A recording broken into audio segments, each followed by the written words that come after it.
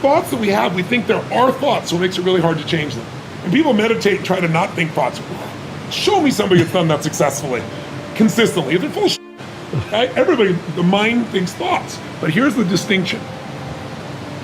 If I told you 100 years ago we were going to fly to the moon and back, you would have called me a lunatic. That's where the term comes from. And people still use it, and it doesn't make any sense, because a lunatic is somebody who thought we'd go to the moon and back and we've done it, right? I didn't know that. Yeah, that's where the term comes from. That's where it comes from.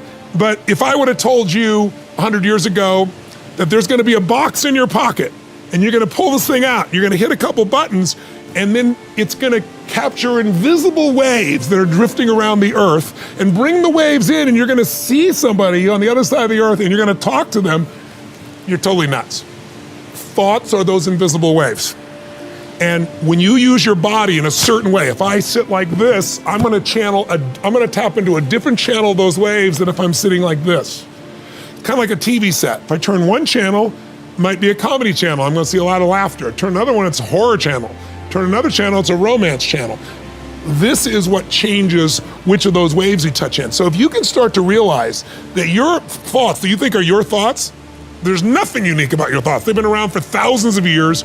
You're just tapping into them because of what you're doing with your body that makes you either fearful or passionate or courageous or whatever you're feeling.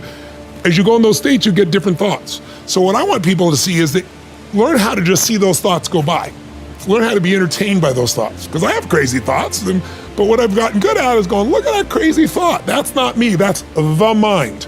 Not your mind, because if it's you, how do you change you? Pretty hard. But I really truly know I haven't heard a thought come out of you that's original. You've called them your thoughts, but they're not. You've stolen them. They've been around forever. When you see that, it's easier to let go of them. And letting go of those thoughts is one of the ways that you free yourself. And again, the more you do it, just like a muscle, you get better and better and better. And all of a sudden, the shit that used to make you crazy or stressed out, I'm like, how many things have you worried about that never came to be? And some people, their life is good, so they worry about other people, so they're never not worried, right? So it's really just a pattern. If you want wealth, real wealth is not just money, it's emotion. It's like, what are we really after in money? You don't want money, you don't want pieces of paper with the pictures of deceased notables on it. You want what you think money will give you. You think it'll give you freedom or security or stability or love. It won't give you love. It'll get you sex. It won't get you love. Money won't, right? So really what you're after is the emotion. And so what I want people to get is the emotion they want now, and all it is a new habit. It's learning to discipline this mind, right? By realizing the mind thoughts are out there and letting them float by and constantly coming back to what can I love about this? What can I appreciate? It's like, if you can learn to love or at least appreciate, start to enjoy the things that you used to get upset about, how much freedom would you have? How much more joy would you have? And I know people got billions of dollars, I've coached them, who is like, holy shit, they live in scarcity all the time. One man, I'll never forget, he's screaming at his wife. I'm in the meeting, I'm in the house, and he's screaming at his wife because she spent some money on a bunch of outfits and stuff like that. And he's a multi-billionaire. He couldn't spend all his money in his lifetime. And then he's totally upset at his daughter who's in her 20s who spent some money too. And I'm like, I pulled him aside afterwards and I said, what do you do this for? And what do you do it for? And he's like, well, it's the principle thing. I said, no, the principle thing is, do you love these people and do you want them to have an abundant life? When you don't have one loss, but you live like you're poor, And it's like, I finally got through to them. But so many people, that's why I say money doesn't change you. Money magnifies who you are. So you want to expand the depth of who you are and free yourself from suffering by just knowing it's a pattern of thought, and you can change the pattern of thought. The fascinating opportunity that we have now is that the ability to define new values, to distribute goods, to make decisions has never been greater, right? Technology allows us to measure things in such more intricate ways. Like, if you can imagine in the past, someone says, let's make a decision other than money. It's like, okay, well, what are we looking at? What are we counting here? It's hard to say. But in the book, I give an example of Adele, the pop star Adele. She goes on tour. When her tickets go on sale, they immediately get bought by scalpers, and then people have to pay hundreds or thousands of dollars more.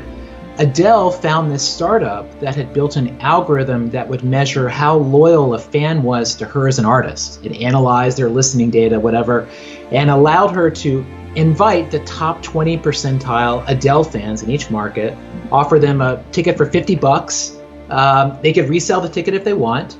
And the show's still, Adele made money, But the idea was that for maximizing for this loyal communal value set, that there would be a different kind of experience. And in 1970, the percentage of incoming college freshmen who said being well off financially was essential or very important was just 28%. Just 28%. That year, the number one life goal was to, quote, develop a meaningful philosophy on life. 84% of students said that was essential. Can you imagine? Can you imagine? The most recent year the study came out, 2017, the biggest life goal among college freshmen, to be rich. 82% say that is essential. Less than half say that having a philosophy on life is essential anymore. And if you look at these numbers over 50 years, every year it's surveyed, 50, 60 million students have taken this, like every value is flat. Like having a family stayed the same, being creative stayed the same, being good at your job, those rates have stayed the same. It's this growth of being rich that has just really, it's shocking when you look at it. It's just a straight up and to the right line. So just our whole value system has really shifted dramatically. And but it's hard to recognize the water you swim in. I think the fundamental step that everybody should be taking every day for many aspects of their health, mental, physical, digestive, immune, all of that, is to get 2 to 10 minutes of bright light first thing in the morning on waking. Ideally it's sunlight. You could do it through a window.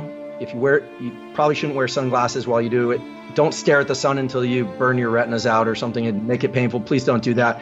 But just getting bright light exposure first thing in the morning organizes the nervous system and the rest of the organs of the body in such a powerful way that I feel like if you do that most days, if you miss a day, no big deal. But if you do that most days, you're setting yourself on the path to do all the other sorts of things correctly, and your biology will thank you for it.